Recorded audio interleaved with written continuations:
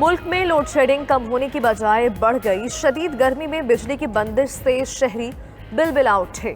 Shortfall 7000 megawatt से तजावुज कर गया। बड़े शहरों में 10 से 12 घंटे की लोड शेडिंग। देही इलाकों और ज्यादा लाइन लॉसेस वाले इलाकों में 15 घंटे तक बिजली बंद रहने लगी।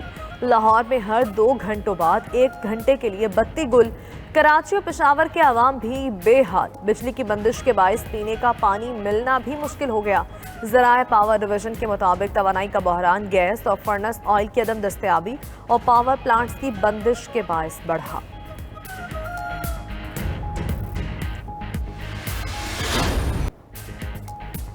लोड शेडिंग के सताए आवाम को बिजली का झटका। नेपरा ने बिजली 3 रुपये 99 पैसे फी यूनिट महंगी करने की मंजूरी दे दी। माहाना फ्यूल प्राइस एडजस्टमेंट के नाम पर सार्फिन पर 51 अरब रुपए से जायद का बोझ पड़ेगा। इतलाक के इलेक्ट्रिक सार्फिन पर नहीं होगा। उधर बिजली तकसीमकार कंपनियों का बुनियादी टैरिफ 8 रुपये तक बढ़ाने की दरख्वास्तों का फैसला भी रवा हफ्ते आने का इम्कान है।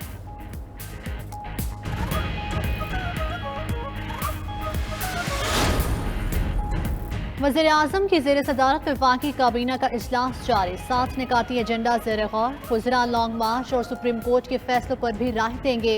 वज़ीर-ए-आज़म ने नए माली साल के बजट की तैयारी से मुतल्लिक भी हंगामी इजलास आज बुला लिया। वज़ारत खजाना के हुक्काम वज़ीर-ए-आज़म को बजट पर ब्रीफिंग देंगे। शहबाज शरीफ आज 3 रोज़ा दौरे पर तुर्की रवाना होंगे। वज़ीर ख़ारजा बिलावल भुट्टो पहले ही तुर्की पहुँच गए।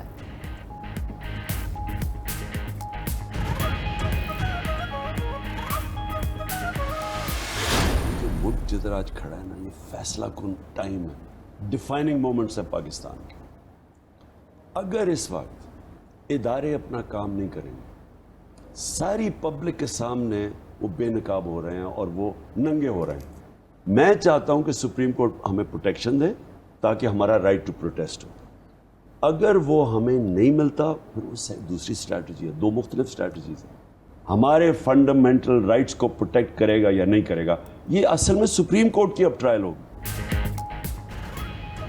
लॉन्ग मार्च में खून खराबे के खदशे पर पीछे हटे। चेयरमैन पीटीआई इमरान खान कहते हैं वीडियोज आना शुरू हो गई थी। डी चौक की सूरत हाल ठीक नहीं।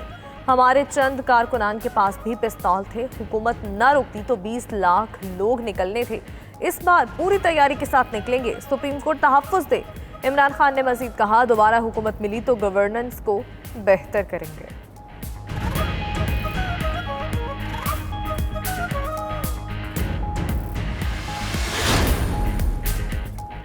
Fall of Imran in D Chowk हो चुका। इमरान खान डी चौक के भगोड़े हैं। वफाकी वज़ीर इत्तलात मरियम औरंगज़ेब का कहना है आयन शिकन और अदलिया की तौहीन के मुजरिम सुप्रीम कोर्ट से किस मुंह से और क्या मांग रहे हैं। अदालती कंधा इस्तेमाल करने की मज़मूम साजिश भी फितना और फसाद मार्च की तरह नाकाम होगी।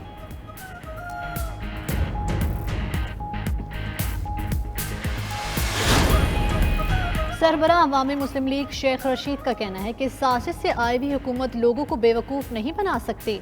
इंतशार और खरफशार ज़दा एक वोट की हुकूमत अनकरीब अपनी सियासी कब्र खोद रही है। 12-12 घंटे की लोड शेडिंग, महंगाई और बेरोजगारी सियासी तौर पर उनको ले डूबेगी। सारी साम्राज्य ताकतें भी हुकूमत को नहीं बचा सकती।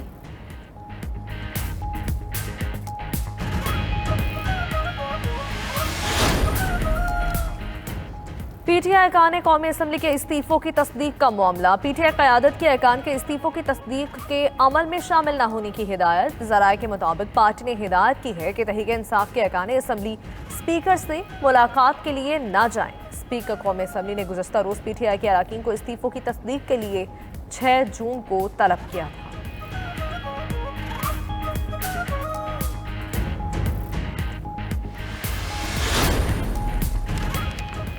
पंजाब की 8 रुकनी काबीना ने भी हल्फ उठा लिया। गवर्नर पंजाब बलीगुर रहमान ने पहले मरहले में 8 वज़रा से हल्फ लिया।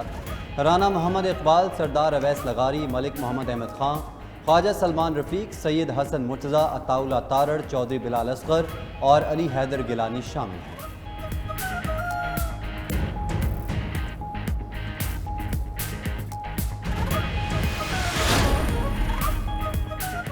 पंजाब असम्बली की मखसूस नशिस्तों पर PTI अरकान का नोटिफिकेशन जारी न करने के खिलाफ केस। लाहौर हाईकोर्ट ने इलेक्शन कमीशन को 2 जून तक फैसला करने की हिदायत कर दी।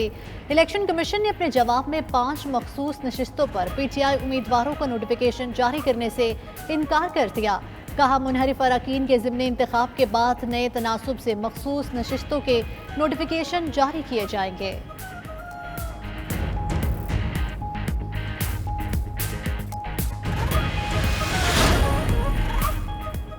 वज़ीर आला हमजा शहबाज को ओहदे से हटाने के लिए दरख्वास्त पर समाअत। PTI के वकील बैरिस्टर अली जफर ने दलाइल दिए।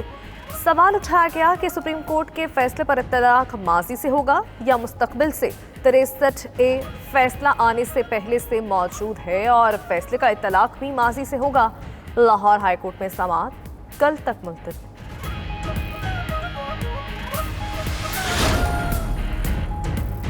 वज़ीर आला पंजाब हमजा शहबाज का महंगे दामों खाद फरोख्त करने वालों के खिलाफ कार्रवाई का हुक्म। इंतज़ामिया काश्तकार को कंट्रोल नर्ख पर खाद की फराहमी यकीनी बनाए और महंगे दामों खाद फरोख्त करने वालों के खिलाफ कार्रवाई अमल में लाई जाए। मज़ीद कहा कि खाद की फराहमी और फरोख्त के अमल को बाकायदा मॉनिटर किया जाए।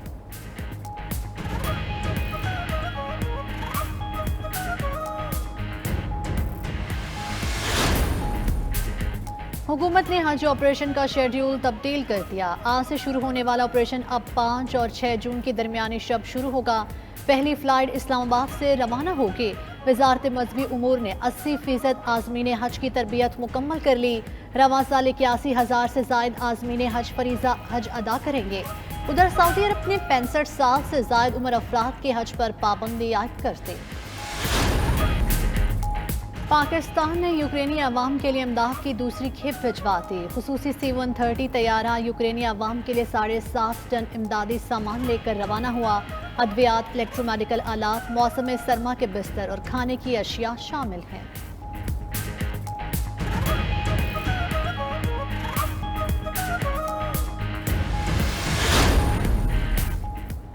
आबी महाज पर पाकिस्तान की बड़ी कामयाबी। भारत चनाब पर मुतनाज़े मंसूबे का डिज़ाइन बदलने पर आमादा। भारतीय वाटर कमिश्नर ने फ्लड सीजन के बाद पाकिस्तानी हुकाम को मुतनाज़े पिकल दिल मंसूबे का दौरा कराने की यकीन दहानी करवा दी।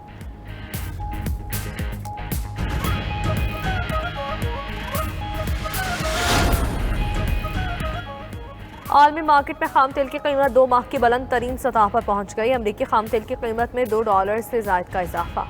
फी बैरल कीमत $117 पर आ गई। बरतानवी ब्रेंट $2.5 के करीब महंगा होकर $121 का फी बैरल हो गया।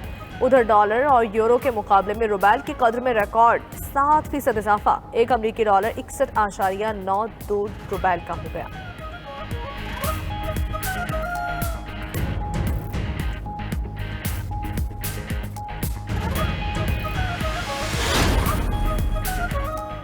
यूरोप का रूस पर पाबंदियां लगाने पर इत्तेफाक ना हो सका। यूरोपीय यूनियन के इजलास में रूस से तेल की दरामद बंद करने पर इख्तलाफात। यूरोपीय रहनुमाओं ने रूस पर पाबंदियों के 6ठे पैकेज पर गौर किया। पाइपलाइन के जरिए खाम तेल की तरसील पाबंदियों से मुस्तस्ना करार। जर्मनी, क्रोएशिया, हंगरी, चेक रिपब्लिक ने तेल पर पाबंदियों की मुखालिफत कर दी।